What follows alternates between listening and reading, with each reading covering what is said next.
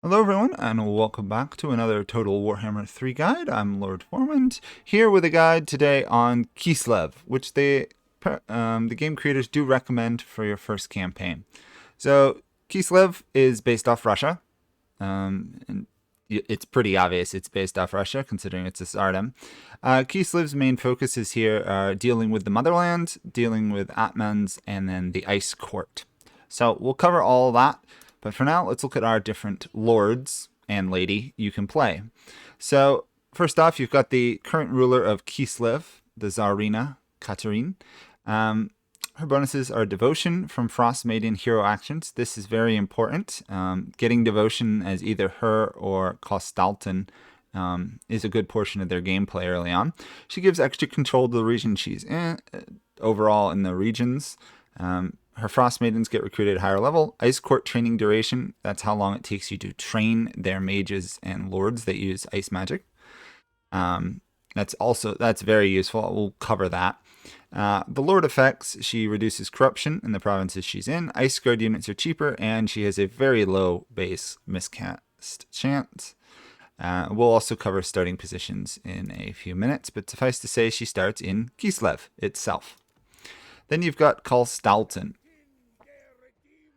who's basically based off Rasputin in some ways.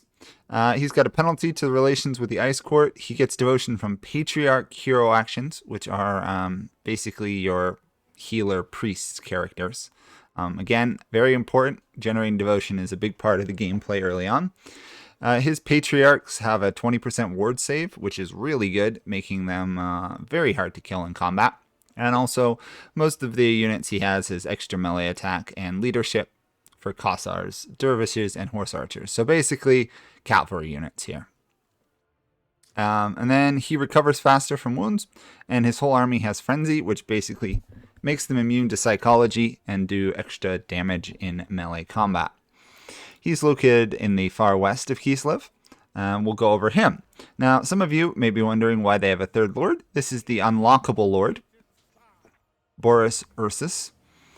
He's got a bonus towards relations with the Ice Court, reduced construction for garrison religions, reduced construction time, +2 rank for Warbear Riders, which is very solid. Warbear Riders are cheaper, and his army gets bonuses towards melee attack and leadership while fighting the Chaos factions.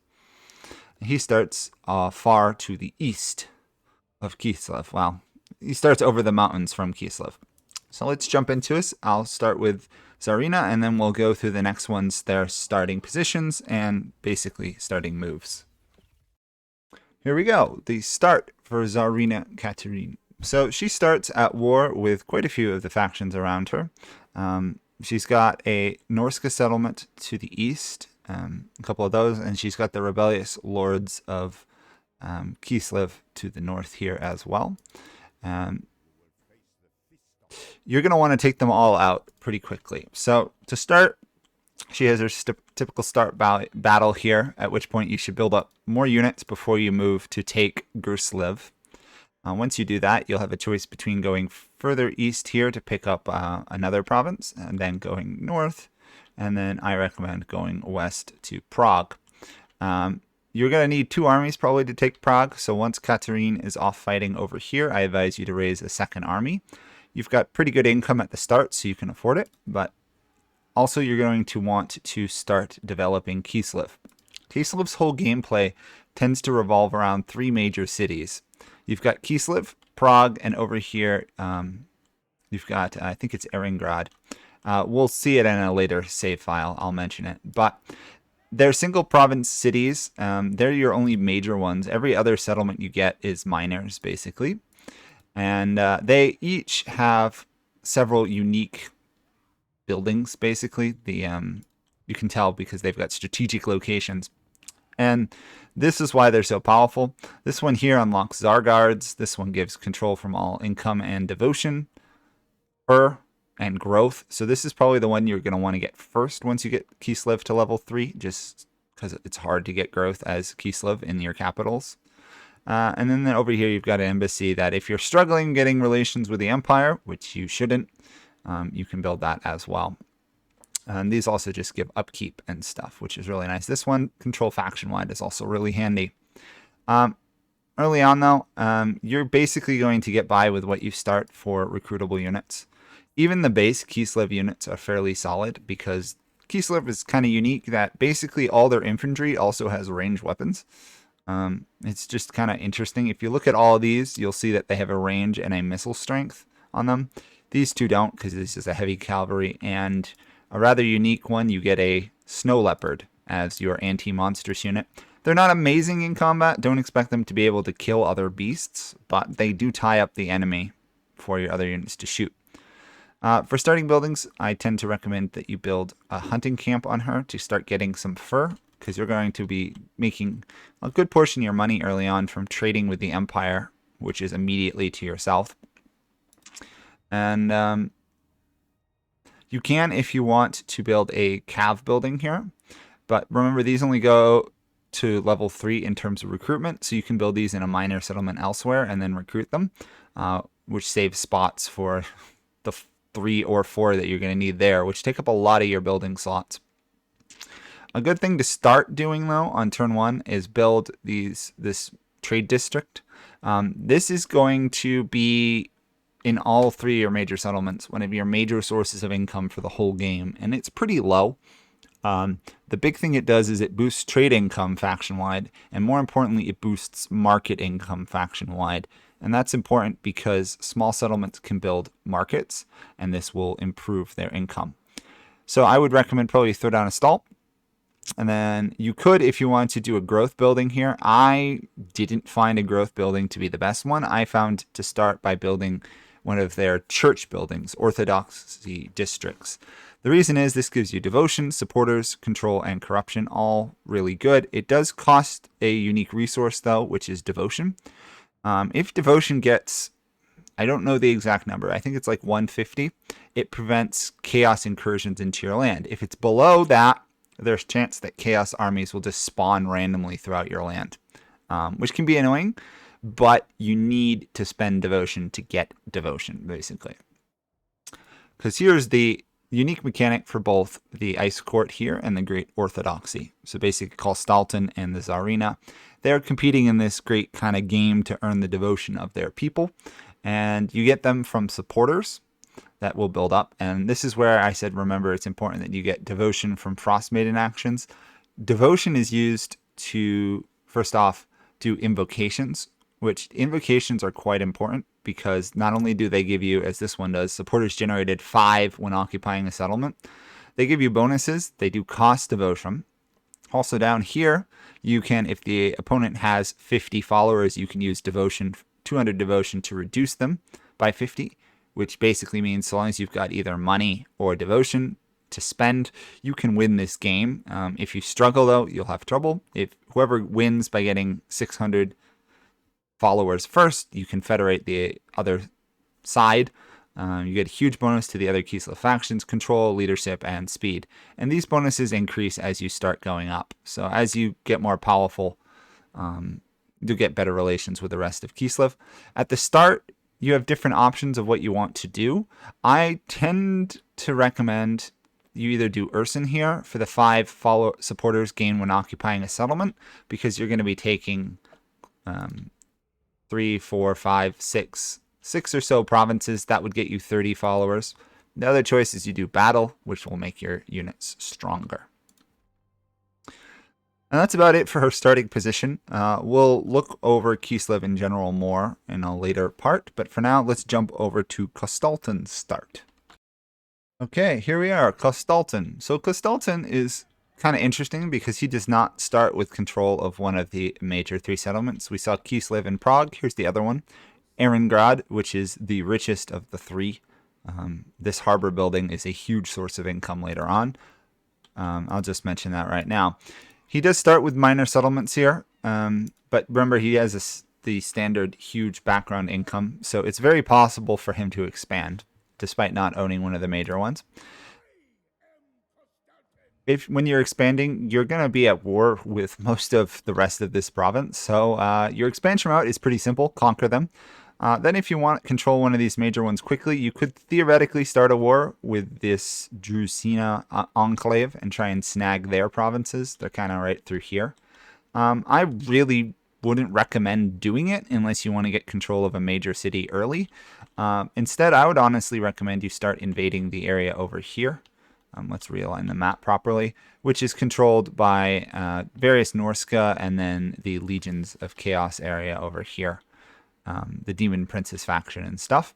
And in general, this guy plays similar in terms of the great game sort of thing, the Motherland supporters kind of a game. And he gets it, however, from their Patriarch units. Patriarch units, I'll show you those later. They're very useful for Kislev. They're really the best way to heal your armies while on the move. And he gets bonuses towards them. He doesn't start with the ability to build them, which is a little odd. Instead, he can recruit Frost Maidens, assuming he puts them through training. And we'll cover training later on as well. So at the start, it's probably worth upgrading his building just so you can go from Kossars to armored ones. Attack, wipe this out, build up an army, keep going. I would recommend that you don't build too many defensive buildings in this province. It seems a little odd because I'm a big fan of putting garrisons on almost every single building every single province you can and city. It's probably better that you get income going, mainly because since he doesn't control a major city, his income's always going to be a little lower. So you're going to need to build more income buildings to make it profitable. But taking these provinces up here, combining them, should, assuming you probably want to start with either occupying settlement or battles for an invocation, should get you quite a few followers, especially if you're using the patriarchs to get more devotion. You can easily win the game. Once you've won the kind of game between the two of them, the motherland religious struggle, it's very easy you'll confederate Kislev, which should probably expand on their own. Kislev's pretty powerful. And then you'll get them, and then you can easily confederate this group here, and then you'll control all of Kislev. So let's jump to, let's see. Yeah, we'll go with how to unlock the final lord, and then we'll go over his starting location and stuff. Okay, here we are with a later save with the Katarin, Katarina, and the Tzarina. And as you can see, I've expanded quite a lot as Kislev. So how you unlock the battle here, which is how you get Boris Ursus back, is you have to hold Prague, Kislev, and Erengrad for, I believe it's 10 turns, at which point this battle will pop. You go there, you fight the battle. It's not overwhelmingly hard. I won it with an army that just had another one of each of these and a Boyar. You could wait and use the Tzarina to win the battle. It's not overwhelmingly hard. It's a little bit tricky. You have to defeat 3 people. I don't advise heavily splitting your army, but if you're going to do this, I actually recommend bringing some cav rather than more infantry, just because it's easier to fight that battle with cav due to the map. Once you win the battle, you'll have a decision. So let's jump to that.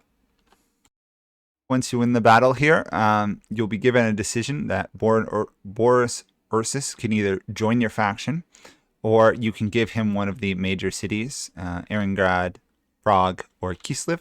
I recommend if you're going to give him one, you give him Prague. If so, he'll pop up here. He'll be the Ursun Revivalists. You'll have a very good relation with the faction to the start. You'll be able to do trade with them. You do have to wait a little while before you can confederate them, but then you can easily get them back in their lands. He's pretty useful. He attacks things a lot. It's up to you. Once you win the battle, you unlock him whether or not you give him a province or you keep him as a lord yourself. So that's kind of what he looks like. We'll look at his stats in a little bit. For now, we're going to jump back to that save I was just on, and I will show you some of how to build the economy, do the ice court, and how to basically build your cities. Okay, here we are.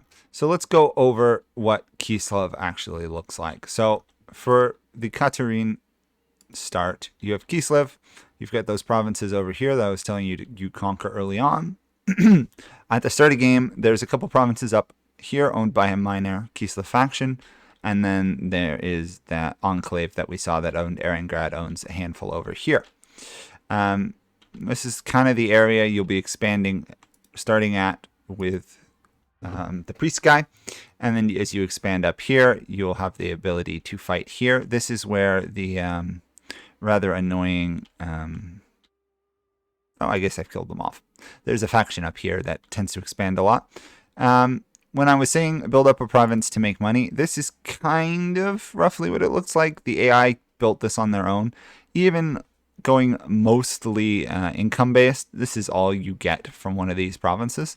If we take a look here over at Prague or even Kislev, you'll see that we're making about the same amount with one province. Not to mention the money we're getting from trade, which is about 6,000 there as well. However, all that's dwarfed by Erengrad, which makes easily the most because their dock here gives a ton of income and more trade goods.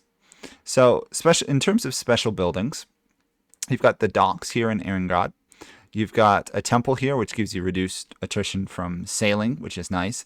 I don't find it overwhelmingly useful, mainly because you shouldn't really be fighting at seas. Kislev, you're going to be doing more land fighting.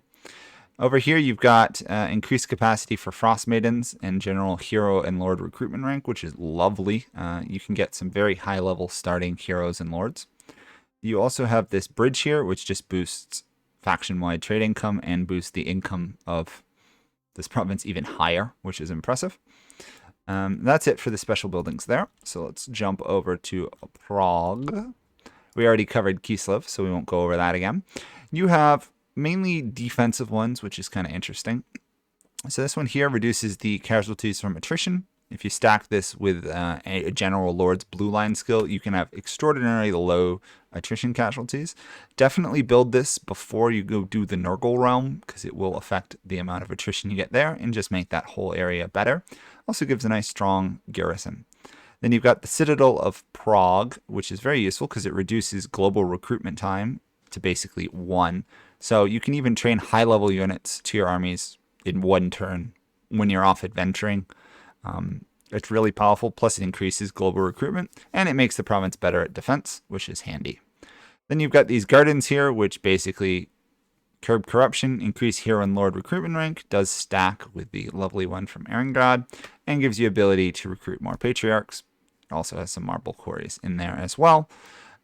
Interestingly enough, for Kislev, you have both a city defense here, which just basically boosts your defensive supplies, reduces the attrition you take, and gives you ammo. And you also have a garrison building. It's a little bit odd. I found the garrison building here that gives you troops to be more useful than the city defenses. You might take this if you have a province on the front lines that's constantly under attack, like Prague supposedly is, even though in my experience, Prague is never really attacked. So in terms of buildings to build, and it's going to be slightly different between the big cities and the small ones. So let's cover some more of the advanced stuff here. You've got animal dens here, which unlocks snow leopards, warbear riders, and then an elemental bear. These things are amazingly powerful, as are the warbears. In fact, Boris Ursus is mainly focused in it. This is the smithy, increases income, increases local recruitment capacity, gives you heavy war sleds, light war sleds, and a cannon. Try and get this reasonably early on. Having the cannon is really nice, and the war sleds are pretty solid as well. Basically, I wasn't disappointed with almost any Kislev unit outside of the Snow Leopard. They're all pretty good. You can take an army of base units and still handle higher level chaos armies. Over here, you get your training grounds, increases recruitment rank. Build this in basically whatever province you're going to be recruiting armies from, because +4 recruitment rank is amazing. Considering how easy it is to get ancillaries that boost recruitment rank, you can either have level 7 infantry or level 6 cav pretty easily. And then if you finish the blue line on any lord, you put them there, you can start recruiting level 9 infantry and level 8 cav pretty easily. Over here, you've got your Tsar guards. Now, it's important to note here, the Tsar guard building, this is how you can get it, but if you're in Kislev, you can still get the Tsar guard just by building one of their special landmark buildings. This does, however, give you Griffin Legions and boosts the recruitment rank for a handful of units, which is solid. I already mentioned here that this is how you get money. This is your growth and recruitment building. Probably worth sticking this wherever you're going to recruit armies. So combine these two, cheap armies, good growth. This also applies recruitment cost to all armies. You stick it in your 3 major settlements. All army recruitment is 30% cheaper, which is quite amazing for a country that doesn't have a super strong economy. Over here is your growth, cheaper recruitments. If you build it all the way up, recruitment costs for all buildings reduced, construction time for all buildings reduced as well. Very useful in terms of building up settlements, because at some point as Kislev, you want to be expanding into the lands of chaos.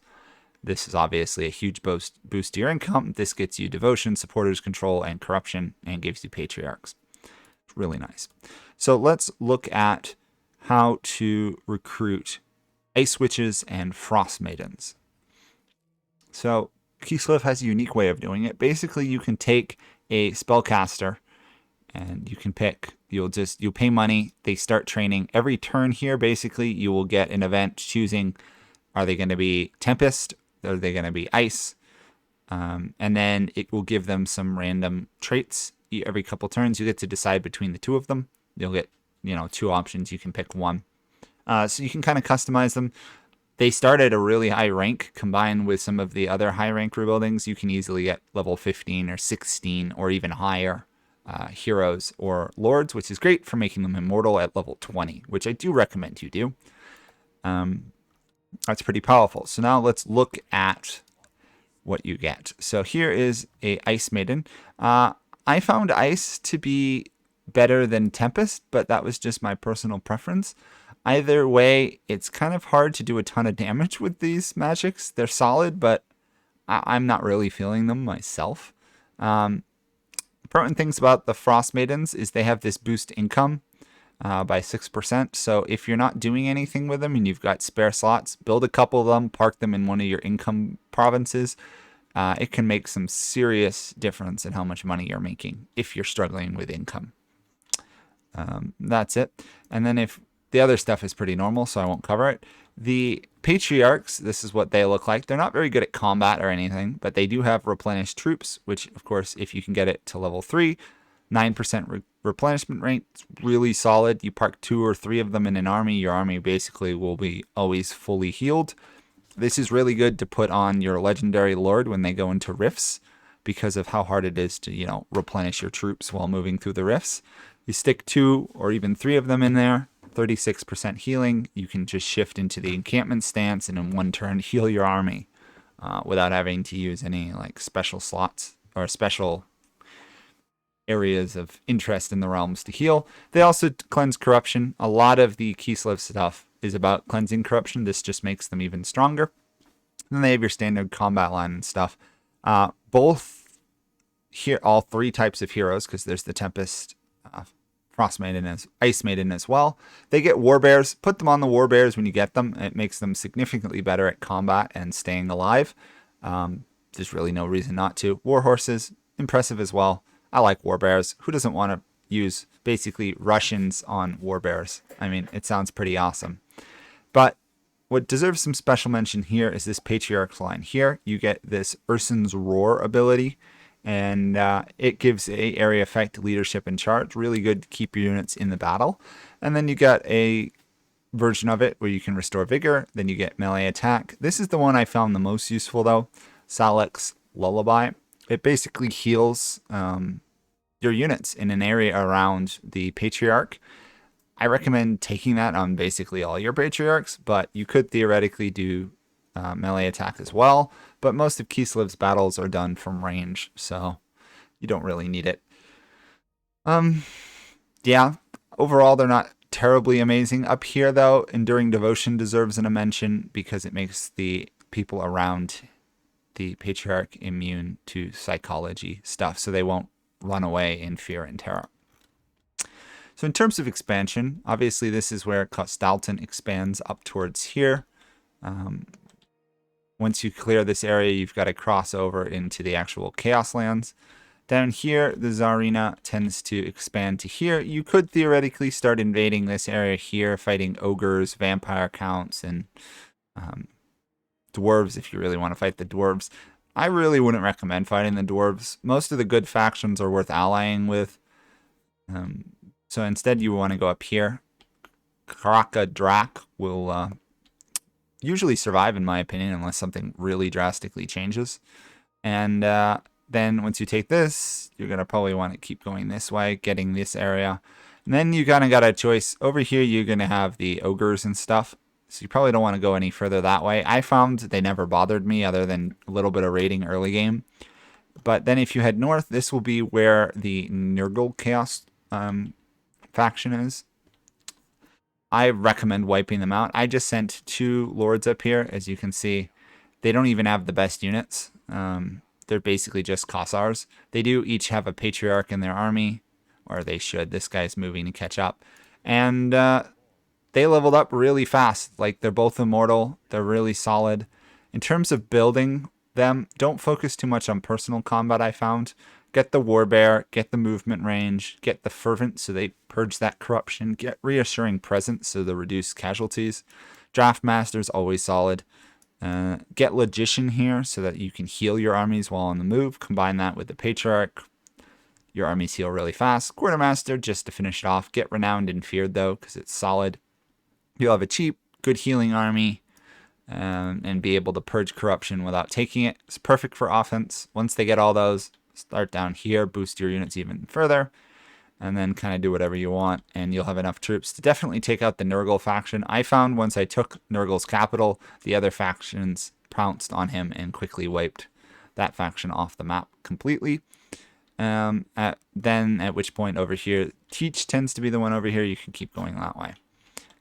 Obviously, once you confederate Kostaltyn, if you play as Katarin or vice versa, you'll expand in the other direction. Now, in terms of the Atmans, this is a kind of unique thing for this faction. Basically, every 2 provinces you own, you can assign a lord that you could put on the battlefield, but my advice is don't, to a region that confer benefits. So, for example, this guy right here, Troll Country, he gives a 5% boost to income and +3 to public order. The other options, you can do growth or corruption. And this is the example of a decision. It'll pop up every couple turns, an Atman decision. You can give them a trait, cheaper infantry, cav. There's a whole list of them. So if we were to look at, if we were to look at this guy, right?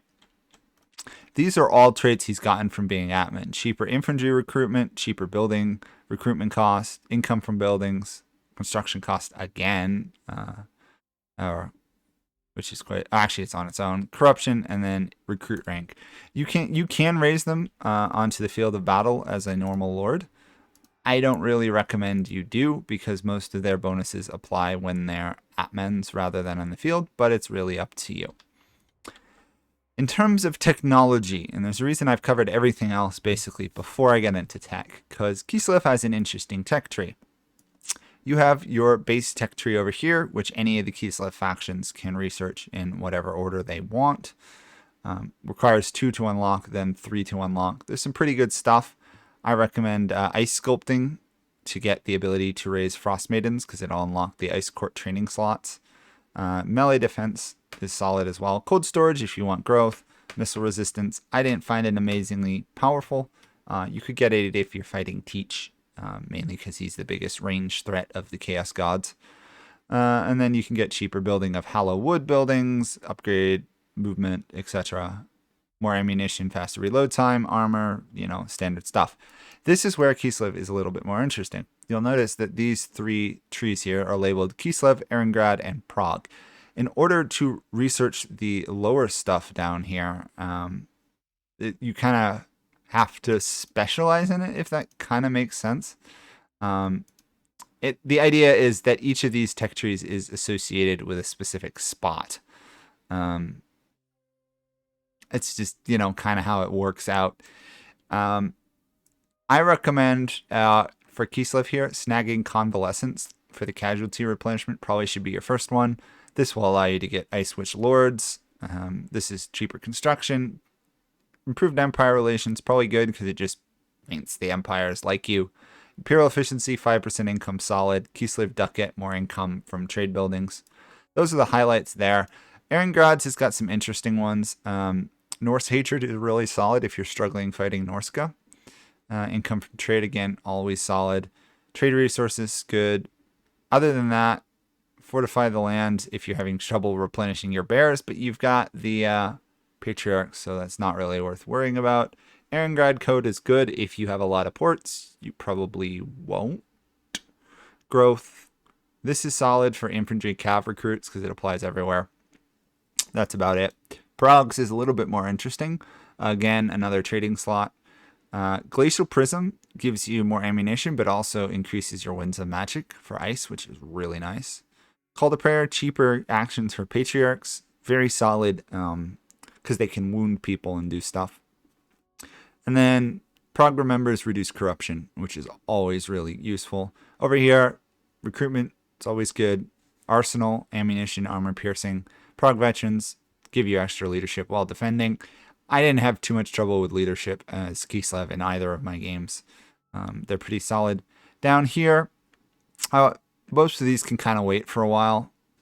Siege Mentality is nice if you're constantly defending, just because melee defense and reload time.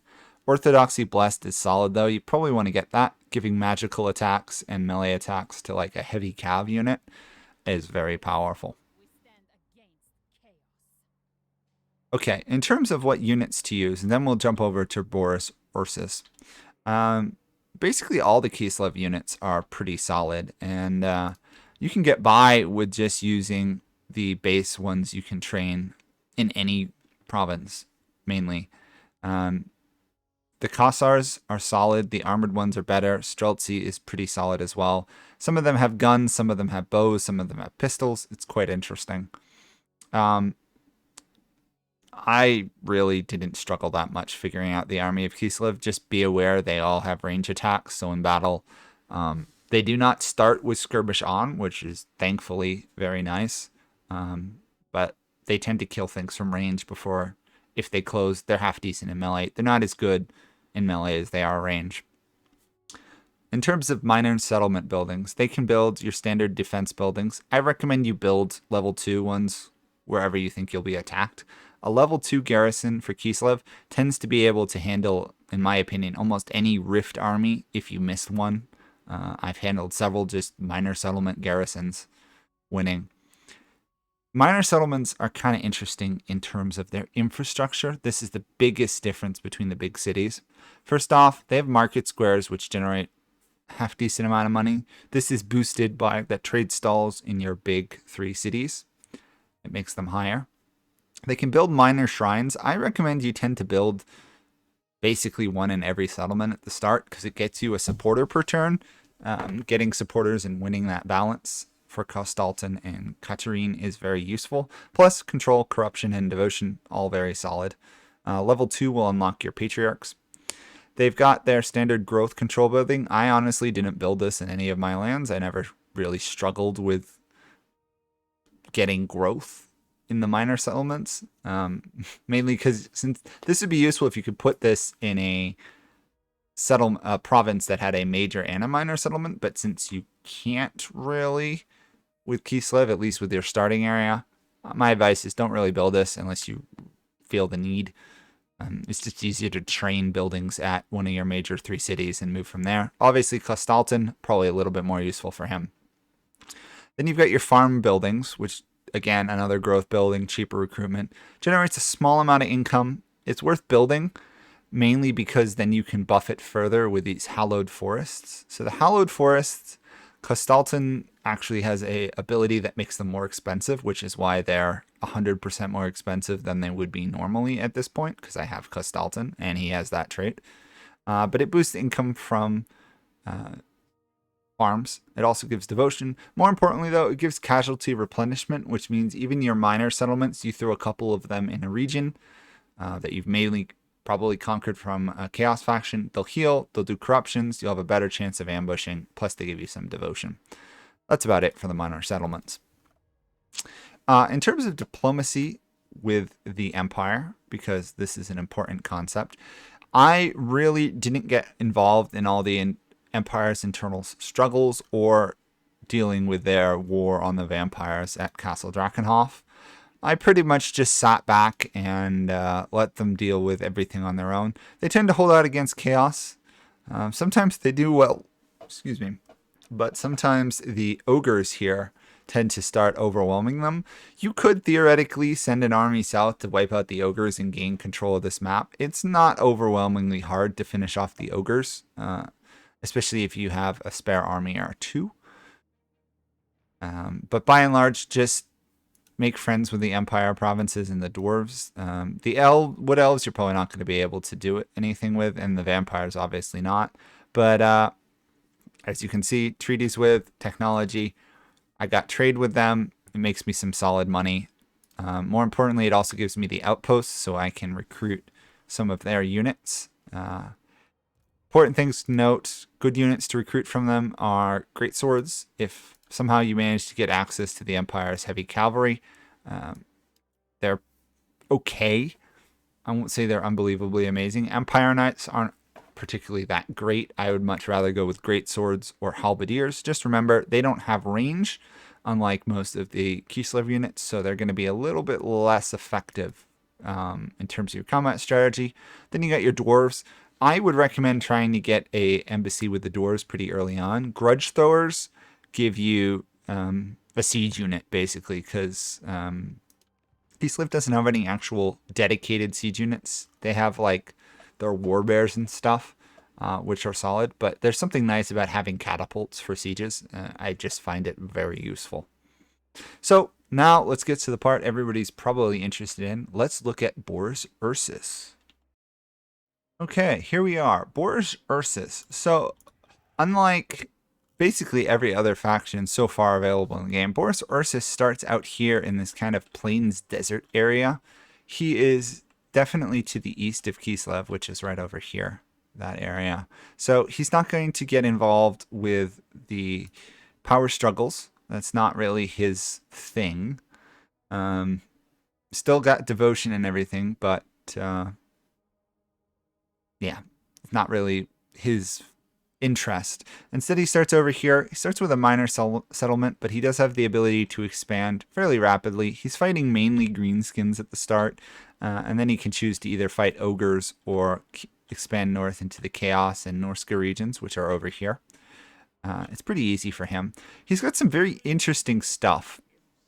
Oops, sorry.